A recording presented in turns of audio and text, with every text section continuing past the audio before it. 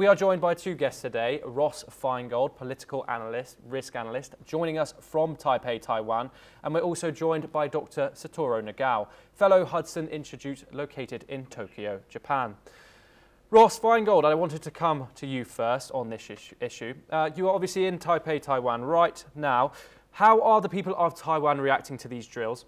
And is there growing sentiment towards strengthening defense measures?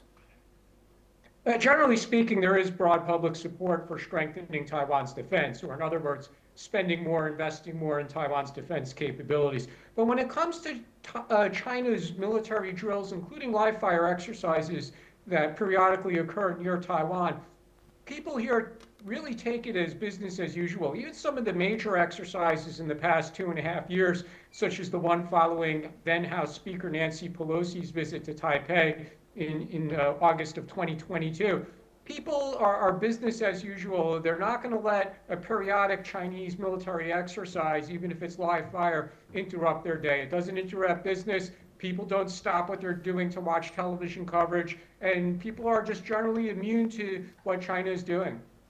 Dr. Satoru Nagao, if things do escalate, obviously Ross said this is can be said is a sort of daily occurrence that this kind of thing happens. What response can Taiwan expect from the US and its allies, and how might this shape the situation? There's a possibility US will move because the beginning of this month, the US sent a B-1 bomber to the South China Sea.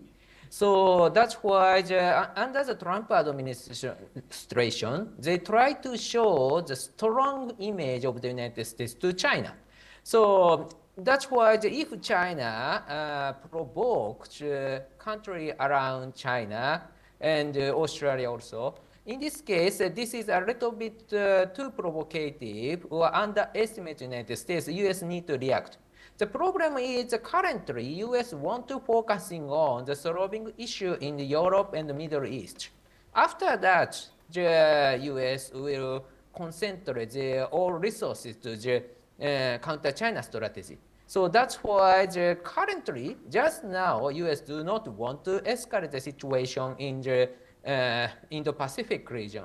So because of this, China can provoke the other country. But in the near future, the time will come that China should be calm and need to show the friendly face to the country around China, except the United States, because they will face a tough stance from the United States.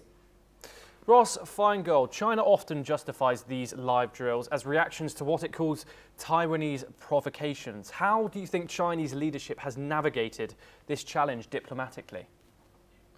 Well, if we're talking about the Chinese leadership, then they're not really concerned about criticism from other countries such as the United States, Japan, Australia, South Korea. It's very common when the United States meets with other world leaders, there'll be a statement that calls for peace and stability in the Taiwan Strait. When it comes to Taiwan's reaction, Taiwan really emphasizes that democratic countries need to stand together against autocratic countries. And this is something that the Taiwan government, both the previous government under former President Tsai Ing-wen and the current government under President William Lai Ching-te, they constantly emphasize that democratic countries need to stand together. And it's a strategy that does get Taiwan some more moral support. Again, countries will issue statements criticizing China. But when it comes to actually working with or supplying Taiwan's military, at present, there's really only one country willing to do that, and that's the United States. Dr. Nagao, could these drills be seen as an escalation leading towards a larger conflict maybe, or are they just a routine show of force from China? Of course, there's a possibility the situation will escalate, but very limited, I believe. So that's why this is provocative, but one kind of the routine exercises, I believe. But the location of this live fire drill is a little provocative, a little strong provocative, because this is a location between the Taiwan mainland and Pratas Island. For a long time, but recently, recent some years, people worry about China's invasion towards the Pratas Island to provoke Taiwan or to prepare the main invasion toward Taiwan. So that's why we are focusing on defense of Pratas Island. And this live fire door is located between the mainland and the Pratas Island, means that tactically this is problem.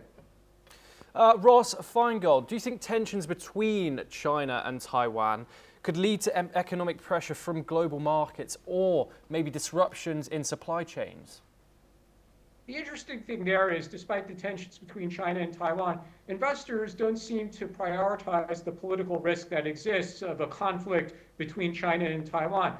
Investors may have left China over the past few years because of the economic downturn. There's been some talk about investors returning to China in 2025 on the back of stimulus and the export growth, and maybe the property market in China is starting to recover a little bit. And when it comes to Taiwan, foreign investors are very eager investors in Taiwan's stock market. There's also been an uptick in foreign companies building bricks and mortar factories in Taiwan. Mostly this is related to the technology supply chain, artificial intelligence related chips and servers, which Taiwan specializes in. So at the moment, I would say foreign investors or global investors, they're not really factoring the political risk between China and Taiwan when they make their investment decisions, whether that's to invest in China or Taiwan. Is that prudent? Well, time will tell.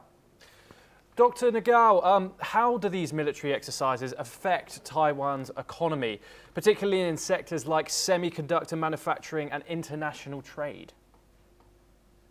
This live fire drill will not affect so much, I believe, because of the China provoke. Taiwan is recently one kind of the routine situation. But at the same time, if China continues to escalate the situation, of course, there is a possibility it will affect the economy, because most of the people would hesitate to invest Taiwan-related industry if they worry about they will lose all of the investment. So that's why currently this is a possibility. But yes, there is a risk. Ross Feingold, what impact does continuous military pressure have on the psyche of Taiwanese citizens, particularly among younger generations? I mean, you say this is a daily occurrence. Is this all they know? Pretty much. Again, people don't pay much attention. People here in Taiwan don't pay much attention to China's military exercise, whether it's a daily exercise, which includes Chinese aircraft flying across what people call the median line in the Taiwan Strait, or larger scale exercises that periodically occur and are China's response to, for example, American VIPs visiting Taiwan or Taiwan VIPs visiting the United States. But I would like to emphasize, in the context of your question, where the pressure is really felt, and this is an important point, these Chinese military exercises put a tremendous amount of stress on Taiwan's military. Taiwan has to fly its own aircraft to monitor. They have to put their own, Taiwan's Navy has to put its own ships out to sea to monitor. And this is an extraordinary stress on the Taiwan military, on the people, on the equipment, on the cost of responding to China's military exercise. And Taiwan is really going to have to dramatically increase its military spending, its defense budget, because they have to meet these provocations from China with their own response. And again, the pressure on the Taiwan military basically every day is quite large, and it's going to take a larger investment to meet the needs of the current moment.